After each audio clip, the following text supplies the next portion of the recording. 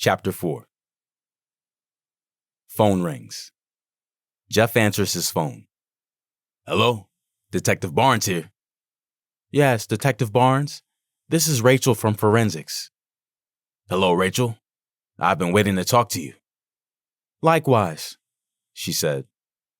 So, what have you got for me, Rachel? I hope it's good news. Well, as you know, the victim suffered a single gunshot wound to the right temple. Yes, go on.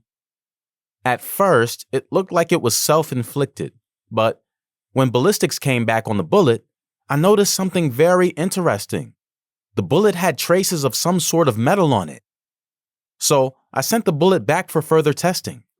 When the bullet came back, it showed that the gun that was used had a silencer. The way the bullet spun out indicated that it was slowed down, and maybe that's why no one heard a gunshot. I also pulled prints from the gun, and there were 3 different prints on the weapon. One of those prints matched the wife. So, it's possible she killed herself? Jeff asked. Well, anything is possible, but I don't believe she would have used a silencer to kill herself. Right. That was a stupid question, Jeff replied. Well, I'm sure one of those prints belongs to the husband because the gun is registered in his name. If I'm lucky, the other print will belong to our suspect. Okay, Rachel. Send over the report. I'll take it from here. Hold on, Detective. I didn't get to tell you who the other print belongs to, she said. Don't you worry. I got this covered, Jeff said. But, what did I say? Okay, Detective. I will send it over now. Thank you, he said. Something is really fishy, and something isn't right, Rachel thought to herself. What was Detective Barnes trying to hide? After Jeff hung up with Rachel, he looked at Amy and said, Good news. I got this guy locked in. Come to find out, his prints were on the gun, so I got myself a winner. I need to call Tate. Jeff called Tate to his office shortly after. When Tate walked in, he saw Amy sitting on a small sofa on the right side of the office. He looked at her and shook his head. What is it, Jeff? Tate said. We got our ducks lined up. We can finally charge this guy. His prints are on the murder weapon, her blood on his shirt, and he was there at the time of the murder. So, let's just call that a wrap. Jeff smiled and leaned back. Well, where the hell is the husband? Tate asked. The hell if I know. He's probably enjoying his alone time, Jeff replied. Excuse me? Tate replied with a serious face. What, man? I'm just playing. You can't take a joke? Jeff replied. It's really not the time to joke. We have a dead woman on our hands, Tate said. Jesus, take the badge out of your ass and relax, Jeff replied as he stood to his feet. Amy then jumped up and got between both men and said, Come on, guys, pull yourselves together. It's not the time to be having a dick measuring contest. Stay focused. Well, I'm going to send a unit over to the house to see what's the holdup. Look, Jeff, for somebody that's working on this case to be the lead detective, you sure are acting nonchalant, Tate said. Look, kid, I've been doing homicide since you've been wetting the bed. Don't ever question my work. Besides that, how many homicide cases have you worked and solved? I'll wait, Jeff said, and paused. Whatever, man, Tate replied with a sarcastic grin. Looking at Tate, Amy muttered to herself, This little bastard just might be right. Tate, I'm doing my job. If anything seems out of place, or you notice anything I didn't see, bring it to my attention. Other than that, let's close this case, okay? Jeff said, and sat back down at his desk. Tate agreed and left the office. Amy then looked into Jeff's eyes and said, I love a man who takes charge. It's so much of a turn on. It makes me hot to see a guy break the rules. Jeff looked at Amy, wondering what made her say that, but he didn't elaborate on it. Instead, he looked back into her eyes and said, You think you're slick, don't you?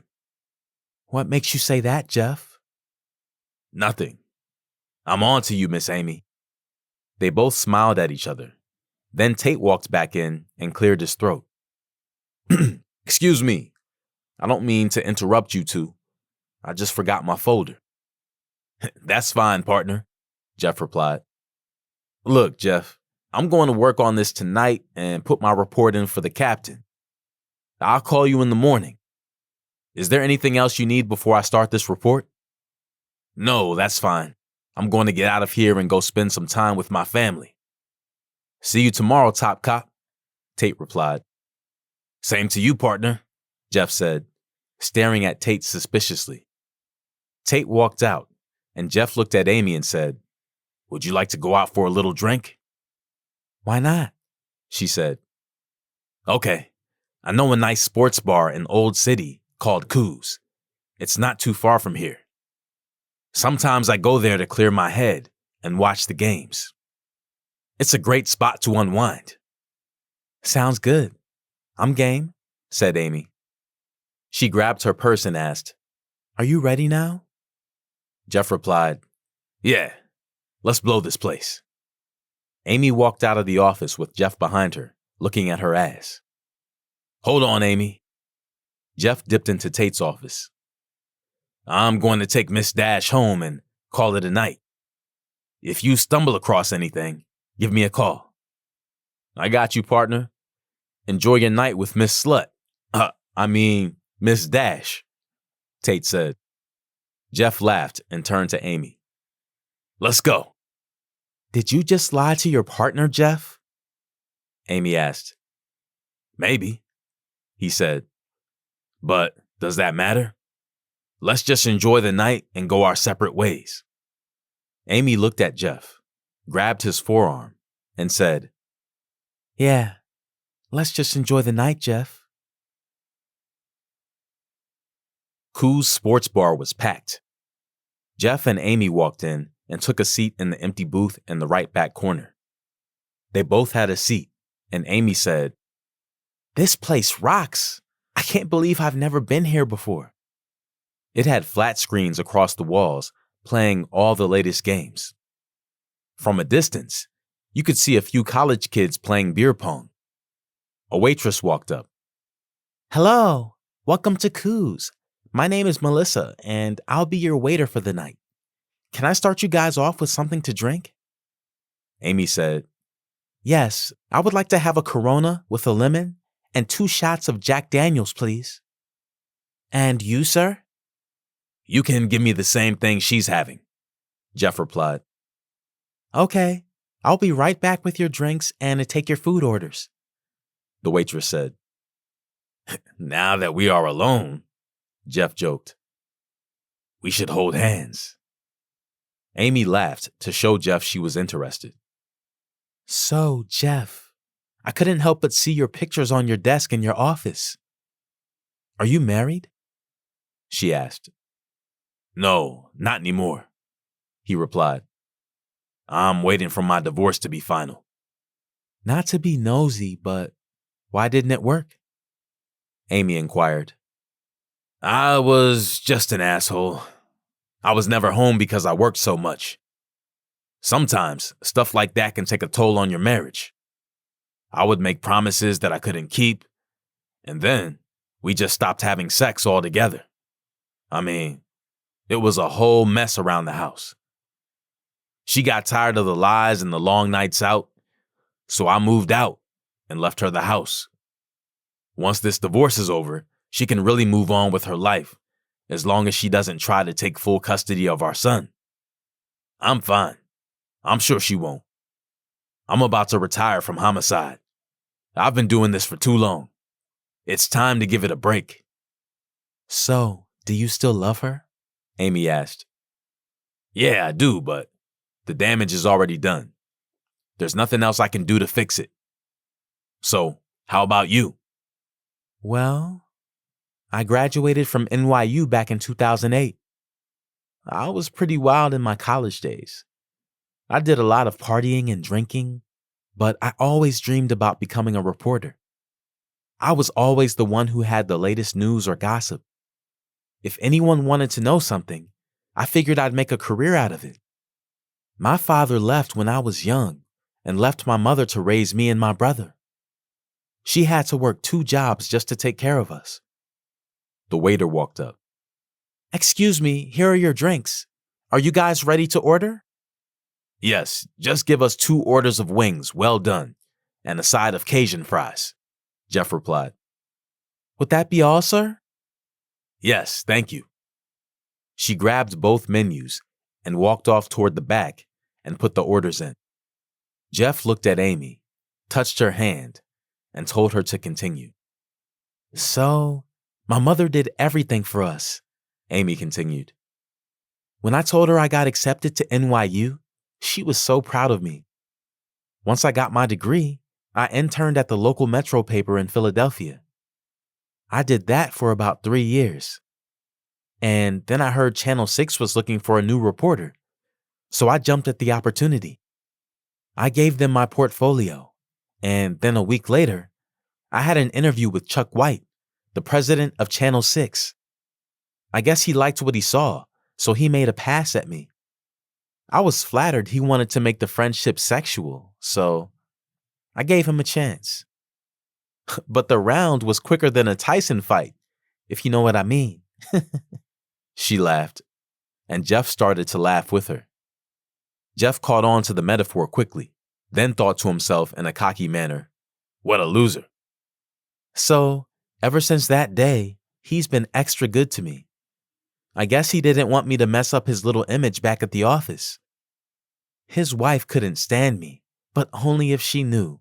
I didn't want her limp dick husband. So, just know I won't lose my job anytime soon. Amy picked up her shots and threw them back one by one. "Slow down," Jeff said. "Why?" Amy replied. "We came here to drink, right?" "Yeah," Jeff said. "But at least take your time.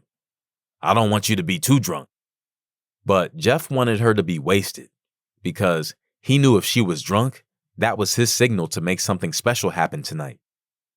So Jeff and Amy continued to drink, shot after shot, beer after beer. As the night went on, they got to know each other a whole lot more than they expected. The waiter walked past the booth where Jeff and Amy were sitting. Excuse me, Melissa, right?" Jeff stopped her and asked for the check. The waiter laid the check face down and asked, "Was everything to your liking?" "Yes, thank you again," Jeff replied. "Okay, enjoy your night," the waiter said and walked off to the next table. "So, Amy, are you ready?" Jeff asked. "Yes, I am," she replied in a drunk voice. She stood up and stumbled after she had taken 2 steps. Jeff grabbed her and asked, "Are you okay? You seem to have reached your limit." "I don't want to run you in for a DUI," he smiled. "Let me go, Jeff. I'm a big girl. I can walk on my own, and besides, it's not like I haven't been in cuffs before," Amy replied, biting her bottom lip. Jeff let Amy go and let her walk. She still had a weak walk, so Jeff stayed close to her just in case she took a spill, and he needed to catch her. They both went to the front door. Amy looked at Jeff and said, "I guess you are my knight in shining armor. How sweet. Keep playing that role, and you just might get lucky." Jeff smiled and held the door open for her. Amy walked out, and Jeff followed behind. Off into the night they went.